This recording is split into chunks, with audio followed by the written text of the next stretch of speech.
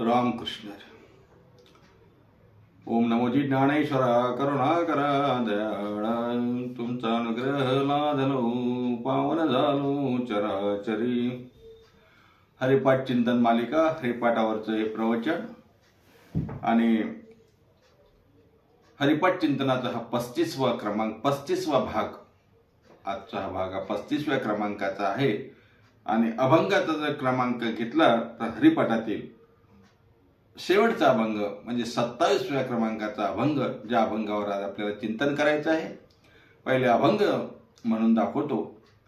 सर्व सुख गोडी साईशास्त्र निवडी, रिकामार्ध घडी राहू नको, लटिका व्यवहार सर्व हा संसार, वायार झार हरे विन, नाममंत्र जप कोटी जाईल पाप, रामकृष्ण संकल्प धरणी राही, निजवृत्ती काढी सर्व माया तोडी, इंद्रिया सवडी लपो नको, तीर्थव्रती भाव धरी रे करुणा, शांती दया पाहुना हरी करी, नामदेवा प्रमाण निवृत्ती दे विज्ञान, समाधी संजीवन हरी पाठ, ज्ञानदेवा प्रमाण निवृत्ती दे विज्ञान, समाधी संजीवन हरी पाठ, हरिमुखे म्हणा, पुण्याची गणना कोण करी.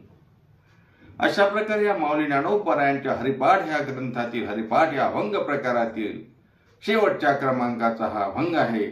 ज्या अभंगावर आपलं चिंतन आपल्याला करायचं. हा अभंग थोडा मोठा आहे, 6 चरणाचा असा हा अभंग आहे. या अभंगातून माऊली ज्ञानोबराय हरिपाठाची निर्मिती, हरिपाठाची उत्पत्ती किंवा हरिपाठ महाराजांनी माऊलींनी जो आपल्यासमोर मांडला ते हरिपाठ मांडण्याचं सर्व सार किंवा हरिपाठाचं सार या अभंगात सांगतात की काय असं वाटायला लागतं. त्याचं कारण असं आहे, महाराजांनी माऊलींनी हरिपाठ सुरू करताना देवाची द्वारी इथून सुरुवात केला आणि हरिपाठ संपवताना अभंग आहे सर्व सुख गोडी. लक्षात आलं का तुमच्या? उपक्रम हा देवाचे द्वारेने सुरू केला आणि उपसंहार हा सुखाचा विषय घेऊन सर्व सुख गोडी या अभंगावर त्या ठिकाणी माऊलींनी आणून ठेवला. अर्थात ज्या कामासाठी हा हरिपाठ लिहिलाय, ज्या उद्देशानं हरिपाठ समोर ठेवला, तो उद्देश माऊलींनी क्रमाक्रमाने आपल्या गळी उतरवण्यासाठी, आपल्याला समजून सांगण्यासाठी 27 अभंगाची रचना केली. त्यातला हा 27व्या क्रमांकाचा म्हणजे शेवटचा असा अभंग. या अभंगावर आपल्याला चिंतन करायचं आहे. मी जसं बोलून गेलो की हरिपाठाचा उपसंहार किंवा हरिपाठाचं सार म्हटलं तरी चालेल.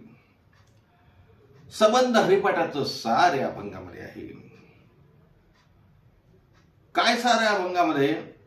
जगतामध्ये प्रत्येक माणसाला कशासाठी धडपड आहे तरी कशासाठी? प्रत्येकाची धडपड जरी सुखासाठी आहे. प्रत्येक जण जर आपण सकाळी उठल्यापासून रात्री झोपेपर्यंत नव्या झोपेत सुद्धा आपण जे धडपड करतोय ते कशासाठी आहे? सुखाच्या प्राप्तीसाठी तर आपले धडपड चालू आहे. आणि माऊली ज्ञानोबराया शेवटच्या अभंगामध्ये सुखाचा विचार सांगतात. तो आपल्या फायद्याचा आहे की नाही? सर्व सुख गोडी. काहो माऊली, इथे सर्व सुख गोडी आपण म्हणताय. सर्व सुख गोडी साही शास्त्र निवडी. थोडक्यात सर्व सुखाची गोडी चाखायची असेल तर साही शास्त्र निवड. साही शास्त्राचं अध्ययन कर, मनन कर, चिंतन कर, श्रवण कर आणि त्यातून काहीतरी निवड, असं माऊली म्हणतात. का? आम्ही तर सुखासाठी प्रयत्न करतोच ना. आम्हाला ते सुख मिळतेही, त्या सुखासंबंधानं आम्हाला गोडी सुद्धा आहे. मग असं असताना सुद्धा माऊली या ठिकाणी सर्व सुख गोडी साही शास्त्र निवडी असं का म्हणत असतील याचा आपल्याला विचार करावा लागेल. थोडासा विस्ताराने मला या पदावर चिंतन करणे या ठिकाणी आवश्यक यासाठी वाटते. कारण माऊलींनी जो सर्व सुख हा शब्द वापरला तो तोलून मोलून वापरलेला दिसतो. विचारपूर्वक हा शब्द इथे आलेला आहे. सुखाशी धडपड, सुखासाठी प्रयत्न करणारा हा जीव सुखी होतो का? आपला आपणच विचारून बघा. प्रत्येकाने माझ्या सगळं प्रत्येकाने जर आपण आपल्या मनाला विचारलं, का रे मना, तुला सुख प्राप्त झालं आहे का? उत्तर काय येईल? वरवर जरी उत्तर हो आलं तरी उत्तर मात्र ते हो हे खरं नाही, हे तुम्हालाही माहिती आहे आणि मलाही माहिती आहे. त्याचं कारणच असं आहे, आमची सुखाची कल्पना ही भ्रामक आहे. आम्ही ज्याला सुख म्हणतो ते सुख आहे की नाही, किंवा सुखाची व्याख्या मला समजलेली नाही. बरं सुखाचा तर सर्व सुखाचा तर विषयच येत नाही. जिथे सुखाचा विषय नाही तिथे सर्व सुखाचं काय घेऊन बसलात महाराज? मला सांगा, एखाद्या गोष्टीनं मिळालेलं सुख किंवा एखाद्या कालामध्ये मिळालेलं सुख हे दुसऱ्या कालामध्ये टिकल याची काही गॅरंटी आहे का? आहे गॅरंटी याची? सांगता येणार नाही. सकाळी मिळालेलं सुख संध्याकाळपर्यंत टिकेल याची सुद्धा गॅरंटी नाही. बर, एखाद्या वस्तूने मिळालेलं सुख ते या कालामध्ये मिळालेलं सुख म्हणजे सकाळी मिळालेलं सुख संध्याकाळी त्या वस्तूपासून मिळेल याची शाश्वती नसते. व्यवहारातले सोपे सोपे उदाहरण आहे. मला पुन्हा तुम्हालाही माहिती आहे त्यामुळे मला पुन्हा सांगावं याची काही आवश्यकता नाही, पण तरी एक दोन उदाहरण सर्व सुख आहे हा शब्द आला म्हणून सांगतो. मला सांगा, हिवाळ्याचे दिवस आहेत, हिवाळ्यात स्वेटर घातलं, ठीक आहे, पण हे स्वेटर जर आपल्याला हिवाळ्यामध्ये घातल्यामुळे आनंद देत असेल, सुख देत असेल, तर ते स्वेटर उन्हाळ्यात घातलं तर सुख मिळेल का? नाही मिळणार. का? कारण एखाद्या वस्तूनं मिळणारं सुख हे निरंतर त्या वस्तूपासून प्रत्येक कालामध्ये मिळेल असं नाही. कुठलंही उदाहरण घ्या, रेनकोट घ्या. पावसाळ्यामध्ये रेनकोट पाण्यापासून पावसापासून बचाव करण्यासाठी आपल्याला उपयुक्त ठरतं, सुखप्रद ठरतं, आनंद देतो. पण तोच रेनकोट काही कारण नसताना उन्हाळ्यात घातल्यानंतर सुख होईल का? का डोक्याला ताप होईल? डोक्याला ताप होईल ना. मग एखाद्या वस्तूपासून मिळणारं सुख जर ती वस्तू कायमस्वरूपी आपल्याला देऊ शकत नाही, किंवा एखाद्या काळामध्ये मिळालेलं सुख जर ते निरंतर राहू शकत नाही, तर त्या सुखाला सुख म्हणता कसं येईल मला सांगा ना. मग इथे माऊली ज्ञानोबा तर सर्व सुखाचा विचार सांगतात. सर्व सुख गोडी, अभंगाची सुरुवातच तशी आहे, सर्व सुख गोडी. प्राय माणसं, प्रापंचिक माणसं प्रपंचामध्ये तुम्ही आम्ही सर्व सुखाचा शोध घेतो, पण पदरामध्ये सुख न पडता दुःखच पडते आणि आपल्याला त्याचे अनुभव आहेत. कुणालाही वाटत नाही मला दुःख मिळावं, कुणालाही नाही. प्रत्येकाला सुखाचीच अपेक्षा आहे, परंतु तरीही पदरी पडते ते दुःख. नाथराय एकनाथी भागवतामध्ये सुंदर वर्णन करतात. सुख आणि दुःखाचा विचार करताना त्या ठिकाणी माऊली शांती ब्रह्मनाथ महाराज असं म्हणतात, प्रिय विषयी आसक्ती देख, प्रिय विषयी आसक्ती देख, याची नित्य प्राप्ती अनेक, त्याची नाव म्हणती सुख, जेवीचा किता विष अतिमधुर. एखादी प्रिय गोष्टी मिळावी त्यासाठी धडपड करून ती जर मिळाली की माणूस त्याला सुख मानतो, पण ते सुद्धा अति मधुर विष असा शब्द प्रयोग केलाय. मी का सांगतोय? जे सुख प्राप्त होते पण ते टिकत नाही, ते अशाश्वत आहे, आणि जे अशाश्वत आहे, जे टिकत नाही, जे नाशवंत आहे, त्याला सुख म्हणताच येत नाही. म्हणून माऊली या ठिकाणी सुखाचा विचार नाही, सर्व सुखाचा विचार सांगतात. सर्व सुख गोडी. काय बऱ्याच गोष्टींना आपल्याला सांगते महाराज, आपल्याला अनेक विषयापासून सुखाची लालसा असते. शब्द, स्पर्श, रूप, रस, गंध हे पंचविषय आपल्याला शास्त्राने सांगितले आहेत. किती? पंचविषय. ह्या एका विषयानं एवढं दुःख मिळते महाराज सुखाच्या ऐवजी, तर एकत्रित पाचही विषयाने काय परिणाम होत असेल मला सांगा ना. आपल्याला सर्वांना माहिती आहे, त्या ठिकाणी रस, रूप, गंध याचा विचार करताना स्पर्शे मातंग, दीप्ती पतंग, रसने मीन, नादे मृग आणि घ्राणे भृंग असे 5 विषय आणि पंचविषयाचं उदाहरण देताना आपल्या ते लक्षात येतं. थोडक्यात फक्त आता विषय निघाला म्हणून सांगतो. स्पर्शे मातंग, स्पर्शासाठी आसक्त झालेला, आतुर झालेला हत्ती ज्या वेळेला हत्तीला भेटायसाठी जातो आणि हत्ती पकडणारे त्या ठिकाणी एक मोठीशी चर खोदतात, तिथे वर काहीतरी आपलं थर्मोकॉल टाकतात, कागद टाकतात आणि त्यावरती लाकडाची हत्ती त्यावेळेस बनवतात. त्या हत्तीला बघून तो हत्ती आसक्त होऊन बाहेर जातो, शेवटी त्या खड्ड्यात पडतो, पकडला जातो. कशामुळं? स्पर्शाची भावना झाली. स्पर्श हा एक विषय आहे आणि या विषयामुळं सुखाच्या लालचेने केलेला तो दुःखात अडकतो. दीप्ती पतंग, दीप्ती पतंग म्हणजे काय?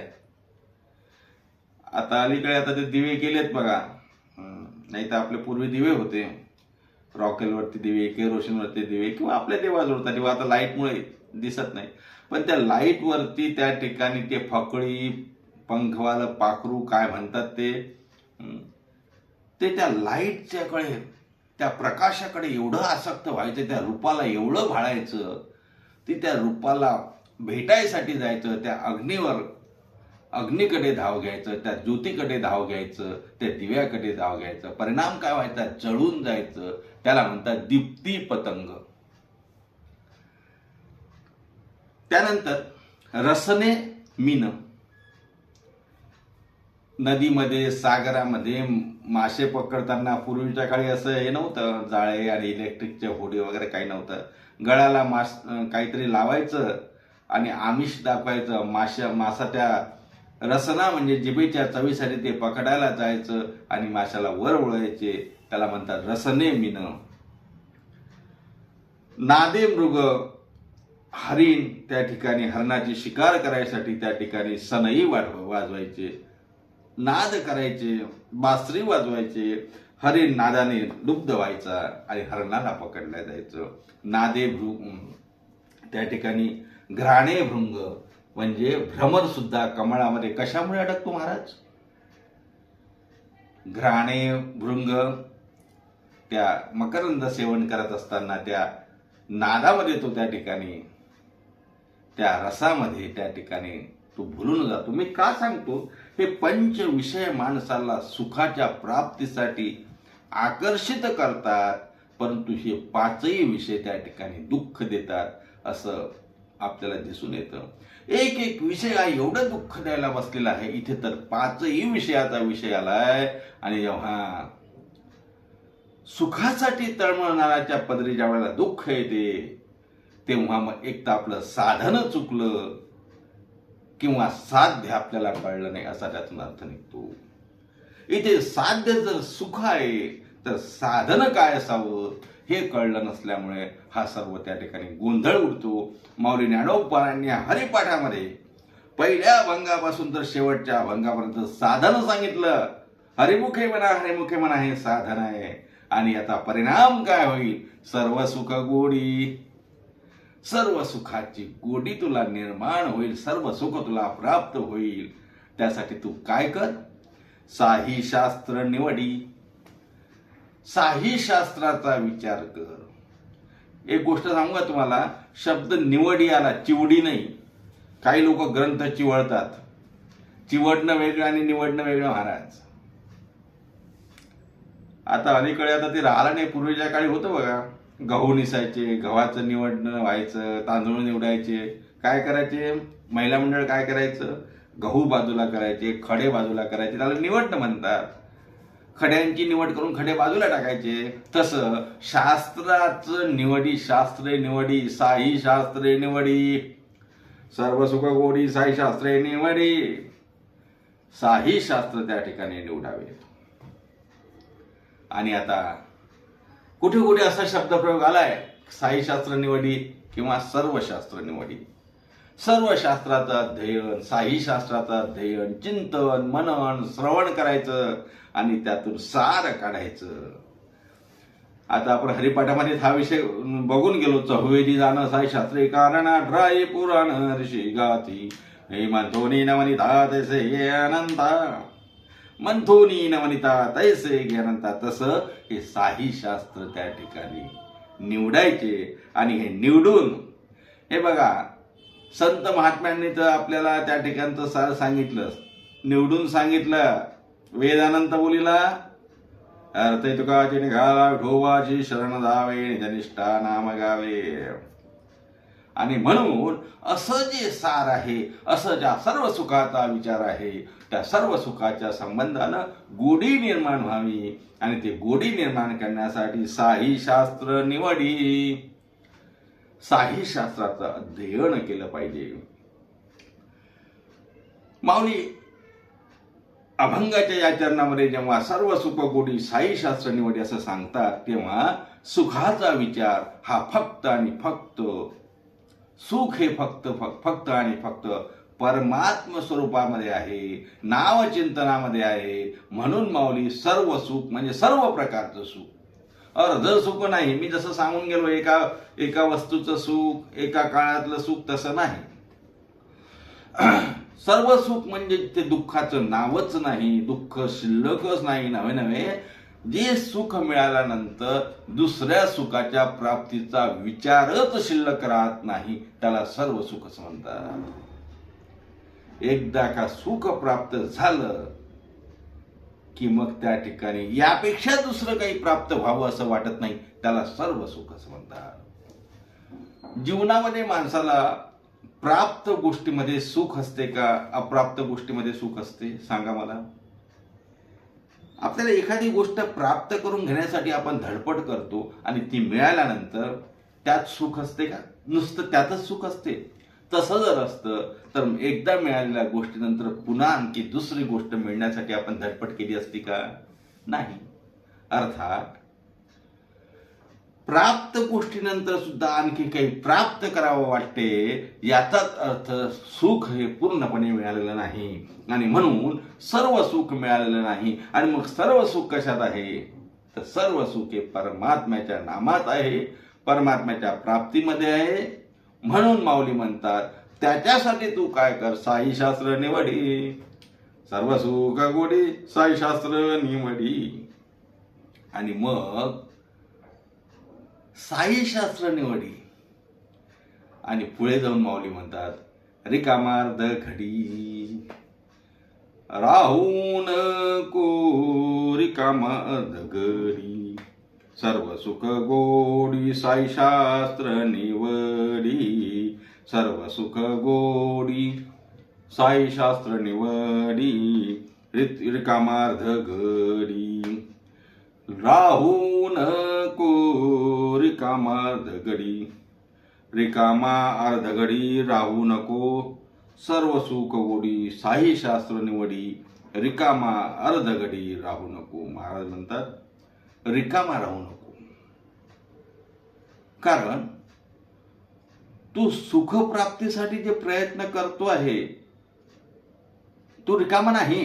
प्रपंचामध्ये माणूस रिकामा आहे का? विचारा ना एखाद्याला, का हो चलता का कीर्तनाला, चलता का प्रवचनाला, चलता का मंदिरात, चलता का वारीला, तर काय म्हणतो, हो रिकामा नाही मी. आणि माऊली तर तेच म्हणतात, रिकामा अर्धघडी राहू नको. माऊली तुम्ही काय सांगता, अहो आम्ही रिकामे नाहीच, आम्हाला वेळच नाही. काही लोक तर म्हणतात बाबा जेवायला फुरसत नाही. म्हणजे माणसं रिकामे कुठे आहेत? रिकामे नाहीत. पण परमात्म्याच्या दृष्टीने, परमार्थाच्या दृष्टीने जर बघितलं तर याला रिकामपणच म्हणतात. जिथे सुखाची भावना माहिती नाही, सुख कशात आहे ते माहिती नाही, सुखाचा विचार माहिती नाही, आणि दिवसभर कामात आहे पण सुख मिळत नाही, ते रिकामपणच आहे ना हो. तुम्हाला सांगू का, असं जर नसतं तर अनेक ऋषी मुनी महात्मे प्रपंचामध्ये सर्व सुख असताना सुद्धा सोडून गेले असते का? अहो, आपला तुटका संसार सोडून द्या, एक घर, 1-2 एकर वावर, मुलगा आपला काहीतरी काम करतो, काय असेल ते, किंवा एक फ्लॅट, एक गाडी, एक घोडी, आपलं सोडून द्या, आपलं तर काहीच नाही. पण मोठमोठे राजे महाराजे ज्यांनी सुद्धा या प्रपंचाला सोडून एवढं वैभव असून सोडून दिलं, म्हणजे त्यात सुख नव्हतं म्हणून सोडलं की नाही. महाराज एके ठिकाणी वर्णन करतात, प्रपंची जरी सुख जोडे, प्रपंची जरी सुख जोडे, तरी का सेविती गिरीकडे, राज्य टाकुनी गेले थोडे, ते काय वेडे जाणावे. एवढं राज्य टाकून माणसं गेले, कुठे गेले? नामचिंतनासाठी जंगलात निघून गेले. ते काय वेडे होते का? वेडे नव्हते. आता काही लोक म्हणतात बुवा का हो, यांना काही कामं नाही म्हणून परमार्थात लागले, किंवा यांना काही कामं नसतात म्हणून मंदिरात जातात, देवाचं नामस्मरण करतात, कीर्तनात जातात, भजन करतात, असं म्हणतात.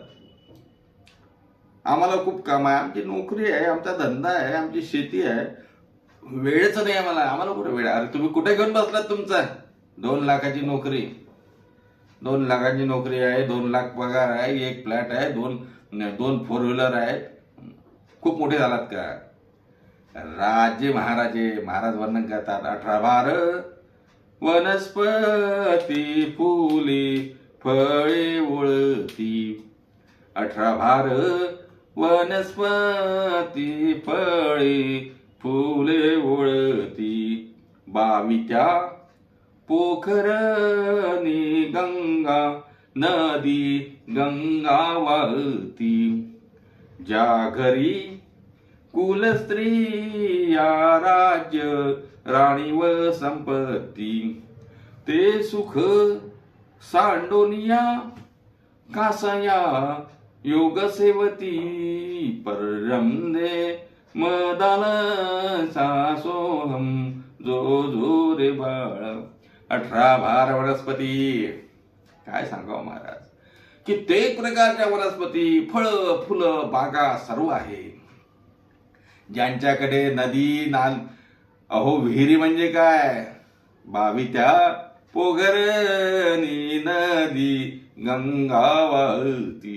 इथं तर एक एकरचं इरिगेशन असलं का ताठेतच चालतो, इथे नदी गंगा वाहती.